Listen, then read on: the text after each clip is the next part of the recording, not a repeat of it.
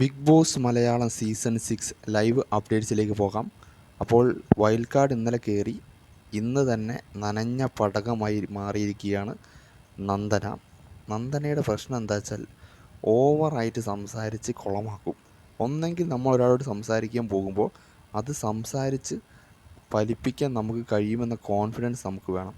അതല്ലാണ്ട് നമ്മുടെ രതീഷൊക്കെ ചെയ്ത അതിൽ എല്ലായിടത്തിലും പോയി കളകള പറഞ്ഞ് നെഗറ്റീവ് ആവുകയല്ല ചെയ്യേണ്ടത്. പോയിൻ്റ് എടുത്ത് പറഞ്ഞ് കാണിക്കണം. ഇന്ന് ജാസ്മിനെതിരെ നന്ദന സംസാരിക്കുമ്പോൾ നന്ദനയ്ക്ക് പറ്റിയത് പറയാൻ ഒരുപാട് പോയിൻ്റുകളുണ്ട്. ജാസ്മിനും ഗബ്രിയും അവിടെ കാണിച്ചു കൂട്ടിയ കാര്യങ്ങൾ എടുത്ത് പറയുകയാണെങ്കിൽ ഒരു 100 പോയിൻ്റുകൾ നന്ദനയ്ക്ക് എടുത്ത് പറയാം. പക്ഷേ അത് പറയുമ്പോൾ പറയേണ്ടോടത്തിൽ പറയേണ്ട പോലെ പറയണം. പക്ഷേ അതിനുള്ള കഴിവ് നന്ദനയ്ക്ക് സാധിച്ചില്ല. അതുകൊണ്ട് തന്നെ ഇന്ന് നന്ദന ആകെ നിന്ന് തകർന്നു പോയതാണ് കണ്ടത്. ജാസ്മിൻ്റെ മുന്നിൽ ഒന്നും തന്നെ തിരിച്ചു പറയാൻ കഴിഞ്ഞില്ല നന്ദനയ്ക്ക്.